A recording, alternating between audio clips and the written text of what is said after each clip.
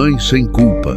Oferecimento Euroóptica Iguatemi, Salão Camarim, Boraé e Les a Les, a moda que encanta.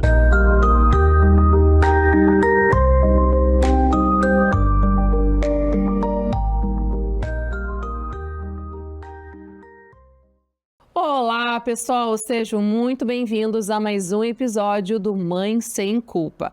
Hoje, aqui no programa, vamos falar sobre o tema que é muito importante para os bebês nos primeiros meses de vida. Vamos falar sobre o teste da linguinha, disfunções orais e também a disfagia infantil. Como identificar sinais de alerta, quando procurar ajuda e também qual a importância do diagnóstico precoce. Para esclarecer essas e outras dúvidas, recebo aqui a fonoaudióloga pediátrica, a doutora Priscila Miranda. Pri, seja muito bem-vinda aqui no programa. Obrigada, Dani, pelo convite. Então, desde a graduação, eu sempre tive uma paixão nessa área dos bebês, né? E busquei me especializar nessa área, fiz residência em Santa Maria, em saúde materno-infantil, onde eu pude atuar desde a parte da gestação em grupo de gestantes até a maternidade, a UTI neonatal. Depois eu fiz uma residência em saúde da criança pelo Hospital de Clínicas e junto eu também fiz o meu mestrado justamente na área de disfagia com exames de videofluoroscopia, que depois eu vou comentar um pouquinho. E a partir ali da pandemia eu comecei a atender bastante essa demanda de amamentação, né? E hoje eu atuo com a clínica também da Com Amor Acontece, eu tenho também meu próprio consultório e eu também atendo em Montenegro e Novo Hamburgo só essa demanda de bebezinhos até 1 ano de idade com dificuldades de alimentação. Perfeito. Olha aí, seja muito bem-vinda, uma honra receber aqui, né, aqui no programa Mãe Sem Culpa. Então, para a gente começar aqui, eu gostaria então que tu falasse para nós o que é o teste da linguinha e por que ele é tão importante nos primeiros meses de vida do bebê. O teste da linguinha ele faz parte das triagens neonatais, né? E o objetivo é a gente identificar, olhar, né, essa prega embaixo da língua, ver se ela tem algum encurtamento, se ela tem alguma alteração.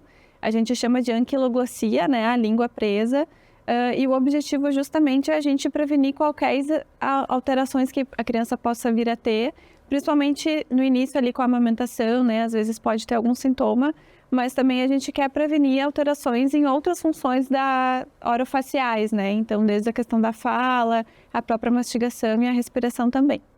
Pri, e quais são os sinais assim mais recorrentes, né, da gente verificar que tem alguma restrição no freio ou no frênulo, né, da língua? Geralmente esses bebês na amamentação vão ter alguns sintomas, então às vezes uma dificuldade de abrir bem a boca, né, ou às vezes a mãe consegue fazer uma boa pega, mas ele vai escorregando.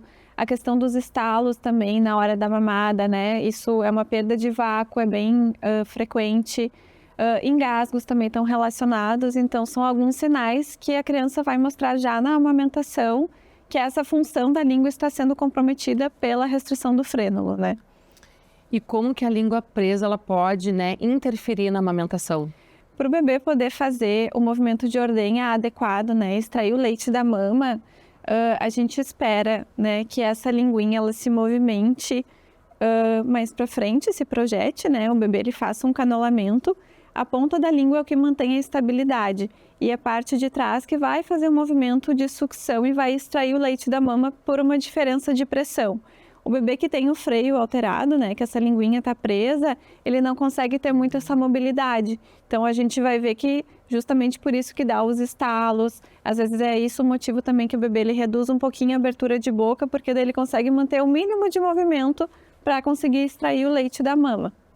E quando começa a passar um pouquinho assim, o leite babar um pouquinho, é normal? Não, o normal é o bebê conseguir fazer o vedamento adequado e conseguir deglutir esse conteúdo, né? Claro, às vezes pode ser porque essa mãe tem um fluxo mais intenso e o bebê não consegue dar conta, mas a gente precisa estar avaliando essa parte também da função da língua, né? Como é que esse bebê está extraindo e coordenando esses movimentos. Tá, e tudo que a gente encontrar no teste, né, de alguma restrição, ela tem que ser feita alguma intervenção ou não? O teste da linguinha, ele pode dar 3 tipos de resultado, tá? O freio, que seria normal, não teria nenhuma indicação de fazer procedimento, mas igual isso não quer dizer que essa dupla não passe por dificuldades, né? Então, muitas vezes só o manejo da amamentação já resolve. A outra possibilidade do teste é o diagnóstico de duvidoso, né? O que isso quer dizer? Tem alguns aspectos da língua que podem mostrar uma restrição, mas eu não tenho como garantir que aquela dificuldade seja pelo freio. Então, nesses casos, o ideal é a gente, digamos, limpar o caso, que nem a gente comenta, né? Verificar se a criança tem algum torcicolo, alguma restrição, se ela tem alguma disfunção oral que também pode estar atrapalhando essa avaliação. Então, o ideal é a gente reavaliar depois a função, né? Para a gente tirar esse diagnóstico de duvidoso. E os freios que são alterados, realmente a indicação é fazer o procedimento, é fazer a liberação cirúrgica, né? E depois a gente acaba acompanhando, ver como o bebê está se adaptando na função. Mas aí são casos bem extremos, assim, que precisa fazer Como é que é feita essa... A gente incisão? chama de frenotomia, né? Então, geralmente eu trabalho bastante com odonto pediatra, que eu acabo indicando. Elas vão fazer essa liberação, vão fazer um corte no frênulo e essa linguinha vai conseguir subir, né? Não leva pontos, costuma ser bem tranquilo se a gente faz com um bebê menorzinho, assim. Então, varia bastante a questão da prevalência, né? Os estudos, eles também não têm... eles não têm uma incidência muito certa, porque depende muito da classificação de qual protocolo utiliza, mas a gente sabe que uma boa parte dessas crianças que têm essa restrição vão precisar fazer frenotomia para conseguir, enfim, mamar melhor, seja no peito ou mesmo na mamadeira, né? Que a gente pode estar tendo algumas dificuldades, o bebê que às vezes engole muito ar, que às vezes não consegue mamar todo o volume porque cansa, tudo isso pode estar relacionado com o freio da língua. De repente, alguns casos, né, que nem tu falou, que tem 3 tipos, né, de repente também, não tá ganhando peso, o nenê tem que investigar daqui a pouco se tá mamando adequadamente, né, e daqui a pouco pode ter alguma coisa a ver com a linguinha, né? Sim, sim. Então, é bom a gente estar sempre avaliando e entendendo, inclusive, qual é a relação com esse corpo, né, a boquinha, o quanto que é do freio.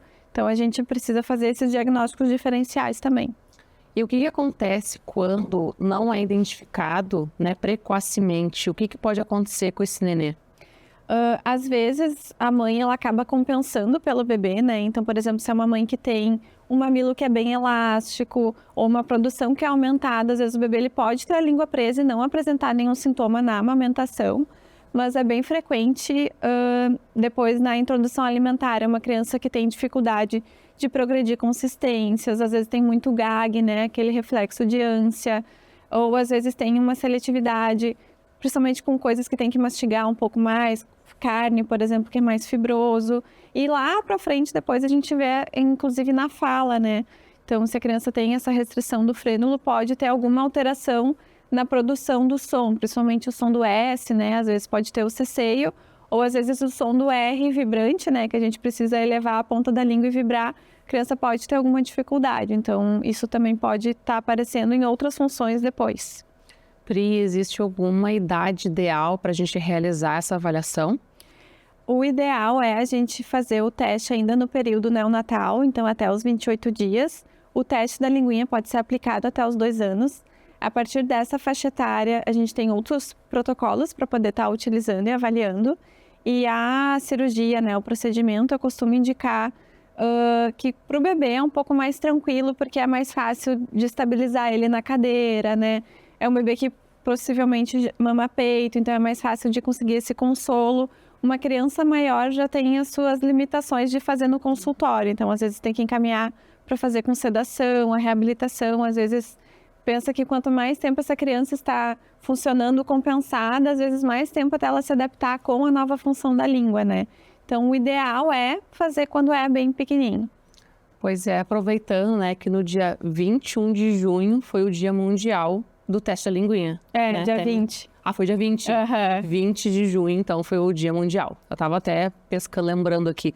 Mas ele não é feito na maternidade. Ou ele é feito na maternidade? Essa é uma dúvida que eu tenho. Então, isso é uma coisa bem polêmica, né? A gente tem a lei do teste da linguinha, que é de 2014. E algumas maternidades fazem, né, o teste da linguinha e outras aplicam outros tipos de protocolo. E tem alguns serviços também que acabam indicando de fazer fora, né, depois do hospital.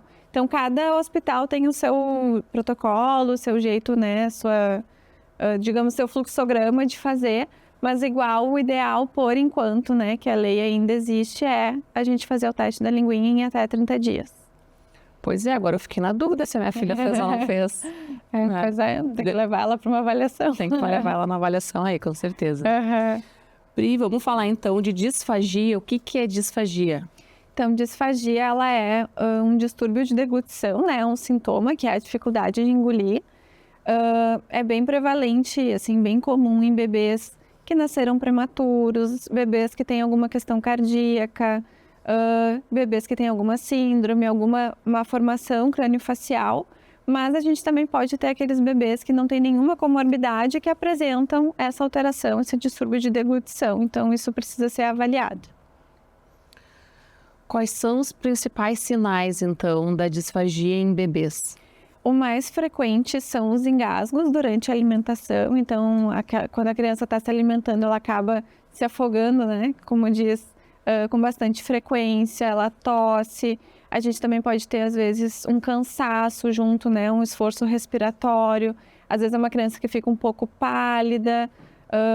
Com isso também vem outros sintomas junto. Às vezes uma criança que tem sempre infecção respiratória, um lactente sibilante, né? Aquela criança que está sempre chiando. Às vezes pode ter uma disfagia também. Então isso precisa ser avaliado porque a médio e longo prazo isso pode ir comprometendo esse pulmão. Sim, e como é que os pais em casa podem observar, né? Diferenciar um engasgo ocasional com uma disfagia?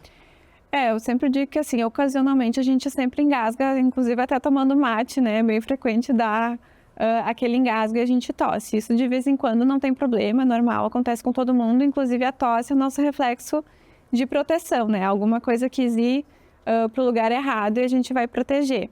Mas quando aquela criança sempre se engasga, vamos supor, com líquido, ou sempre tem que ser tudo muito picadinho, senão ela não consegue, ela se atrapalha, está com dificuldade, às vezes, no ganho de peso. Então, isso precisa ser avaliado né, precocemente. Diferente também do reflexo de gag, né? Que eu vejo que no início, ali da introdução alimentar, os pais têm muita dificuldade, às vezes, de diferenciar um do outro. Então, o reflexo de gag, que é da ânsia, a criança vai botar um alimento muito grande na boca, ela vai fazer o reflexo e o alimento vai sair, ela vai se resolver e vai ficar bem. Já os engasgos, às vezes, a criança não tosse.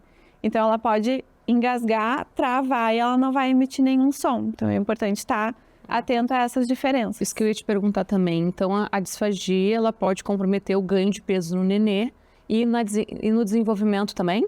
Sim, também. É bem comum um bebê ter disfagia e também, às vezes, ter algum atraso no desenvolvimento, principalmente se a gente for pensar um bebê que, às vezes, teve alguma intercorrência no nascimento, um bebê que foi prematuro. E essa dificuldade no ganho de peso muitas vezes vem do cansaço de mamar, né? Então, às vezes o bebê ele não consegue mamar todo o volume que ele deveria, então ele gasta muito mais calorias, ele faz muito mais esforço. E também é bem frequente a gente ter a associação da disfagia como refluxo, também, que é outra coisa que pode causar uma dificuldade no ganho de peso. E como é que é feita uma avaliação da disfagia? Então, no consultório faz avaliação com a fono, né? Dessa área de disfagia orofaríngea. Eu sempre faço primeiro uma entrevista com a família, né, para entender quando é que começou os sintomas, como é que é a história desse bebê, né, como é que foi as condições de nascimento. Eu sempre também faço uma avaliação funcional da alimentação, então, como a mãe faz em casa, ela leva tudo lá no consultório, né, então, qual é o tipo de mamadeira que usa, se usa mamadeira, qual é o tipo de colher, então a gente faz toda uma avaliação funcional, junto também com a ausculta, né? Então, para ver como essa criança está deglutindo. Em casos muito específicos, às vezes a gente precisa fazer um exame mais objetivo da deglutição, entre eles a videofluoroscopia, que é como se fosse um raio-x em movimento.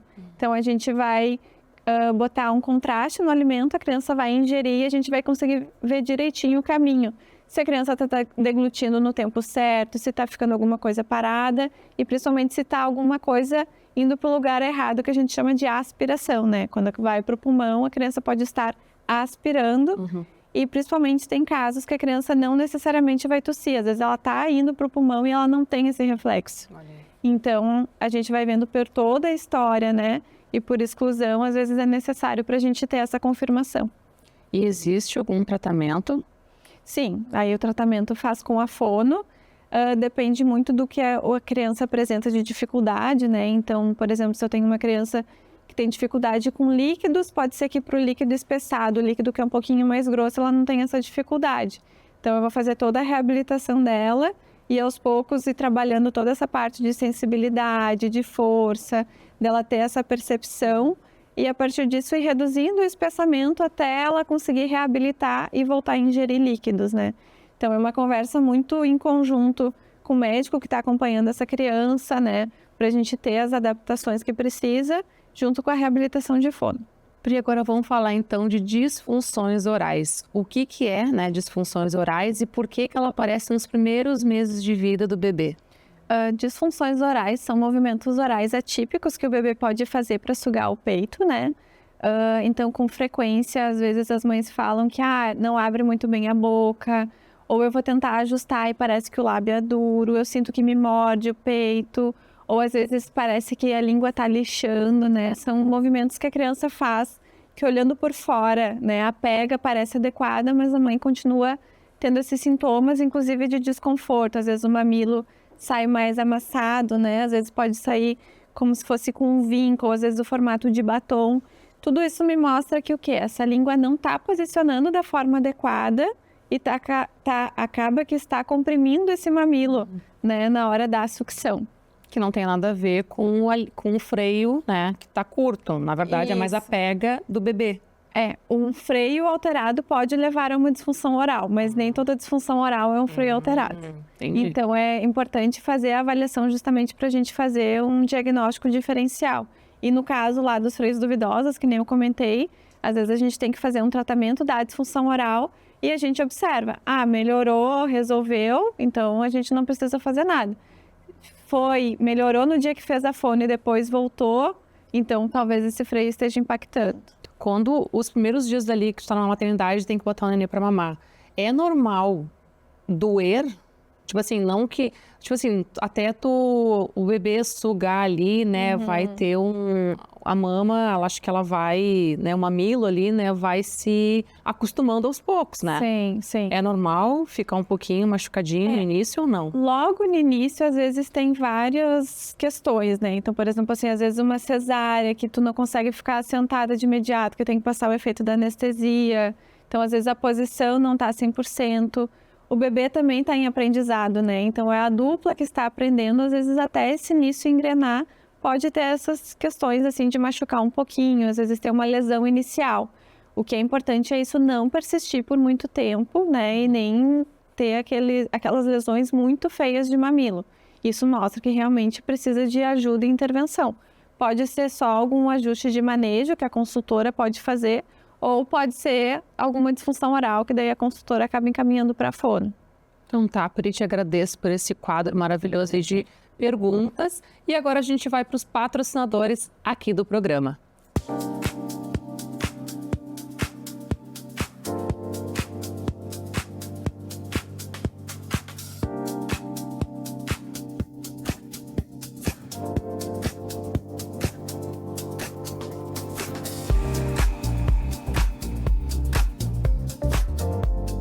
Olá pessoal, estou chegando na loja Les a Les do Shopping Guatemi e a gente vai conferir essa coleção maravilhosa do outono e inverno. Venha comigo!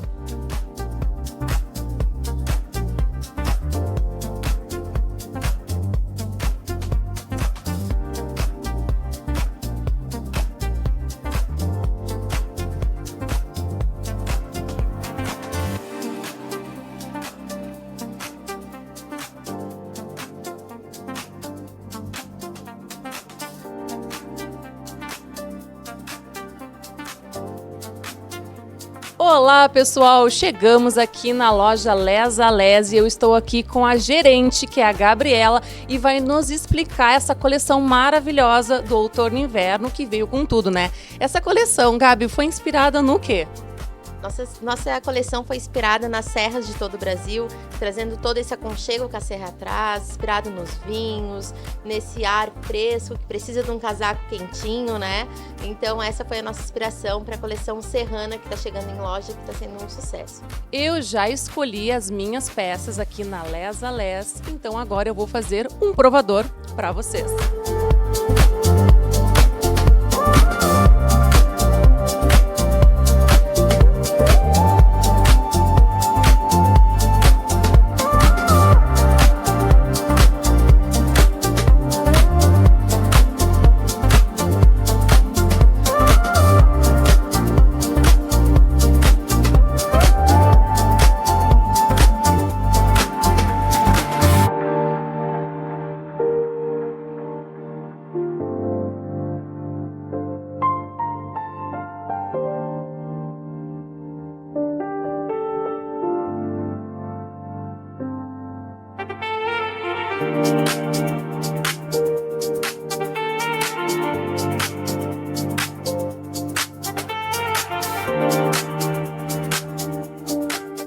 O programa Mãe Sem Culpa tem o apoio da Euroóptica do Shopping Guatemi, que é referência em armação de grau, óculos de sol e lentes. Com tecnologia, qualidade e muito estilo, a Euroóptica cuida da sua visão do mesmo jeito que você cuida da sua família. Você pode parcelar em até 10 vezes sem juros e comprando uma armação, você ganha a lente monofocal. E o diferencial da Euroóptica, que as lentes ficam prontas em até 1 hora. Então vá até a Euroóptica do Shopping Guatemi e escolher a sua melhor versão. Pri, agora a gente vai entrar no quadro de mitos e verdades, tá? Tu pode pegar essa plaquinha e eu vou falar aqui uma afirmação e tu vai me responder se é mito ou verdade, e se tu quiser também pode justificar, tá bom? Vamos lá então. Todo bebê deve realizar o teste da linguinha. Sim, verdade. É bem importante o bebê fazer essa avaliação justamente para a gente prevenir qualquer alteração futura. Se o bebê está ganhando peso, não pode ter nenhuma dificuldade na amamentação. Mito, porque tem bebês que ganham peso por questões da mãe, né? Que a mãe acaba compensando, mas quando a gente vai avaliar, a gente vê que tem alguma dificuldade, assim, seja no movimento da língua, seja na pega. Língua presa pode dificultar a amamentação. Verdade, pode afetar por essa questão da extração de leite não ser tão eficiente. Dor ao amamentar pode estar relacionada a alterações orais do bebê. Verdade, porque o bebê ele pode estar comprimindo o mamilo e isso causa dor na mãe, né? Chupeta e mamadeira não interferem no desenvolvimento oral. Mito, porque a chupeta e a mamadeira são bicos artificiais e eles alteram o posicionamento da língua, né? Então o movimento que o bebê faz na mamadeira é bem diferente do movimento que ele faz na amamentação. Respirar pela boca desde bebê merece atenção. Verdade. A gente precisa estar avaliando porque o bebê ele é um respirador nasal, né? Desde muito novinho. Então, se esse bebê está respirando pela boca, a gente precisa prestar atenção e identificar qual é a causa. E fazer uma avaliação. Isso.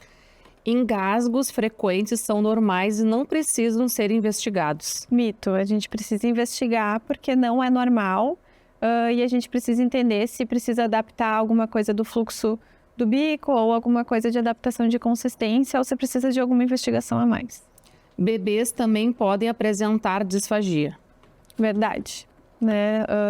Os bebês podem ter disfagia por várias... Desculpa, eu olhei pro lado. Ela entrou e... Não tem problema, pode ir lá. Tá. 1, 2, 3, verdade. Verdade, os bebês podem apresentar disfagia desde os bebês que têm um fator de risco a mais, né? Por uma questão neurológica, uma questão sindrômica, enfim, desde até aqueles bebês que não têm nenhum fator de risco, mas podem estar apresentando disfagia. Tosse durante ou após as mamadas pode ser um sinal de alerta. Verdade também. Pode ser na mamada, pode ser alguma disfagia mesmo, ou após a mamada alguma coisa relacionada a refluxo, mas de qualquer forma precisa ser avaliado. Com certeza. O diagnóstico precoce aumenta as chances de um tratamento mais eficaz. Verdade. Quanto antes a gente avalia e intervém, melhora a qualidade de vida para o bebê, para a família, né? Então, tudo fica um pouco mais leve, com certeza muito mais tranquilo. Pri, muito obrigada por esse quadro maravilhoso e esclarecedor, né, de mitos e verdades. E agora eu quero falar, né, sobre a dica do especialista, que é o quadro que eu mais amo aqui no programa. Eu queria que tu desse alguma orientação para os pais que estão nos assistindo. Pode ser sobre alimentação segura, o que tu preferia e dar uma orientação aí para os pais. A minha orientação seria de procurar orientações, assim, desde o pré-natal, né? A gente sabe que a amamentação não é instintiva e às vezes tá tanta coisa acontecendo, montando quartinho, esperando o parto, que às vezes isso fica por último, né? E é uma coisa que, se possível, a família já procurar informações antes, já saber dos testes, né, que precisa fazer na maternidade, entender também como é que funciona a amamentação. Então, acho que é bem importante a família estar atenta a isso e procurar ajuda antes. E agora eu encerro o programa com uma mensagem muito linda e acolhedora para você aí de casa. Hoje aprendemos que pequenos sinais durante a amamentação e alimentação dos nossos bebês merecem atenção e cuidado. E a principal mensagem que fica é: você não precisa carregar todas as respostas sozinha. Observar seu bebê, confiar na sua intuição e buscar orientação quando algo parecer diferente já é uma grande demonstração de amor. Informação não deve gerar medo, mas sim acolhimento, segurança e tranquilidade para as famílias. Um beijo e até o próximo Mãe Sem Culpa. Obrigada. Pri, obrigada. Foi maravilhoso.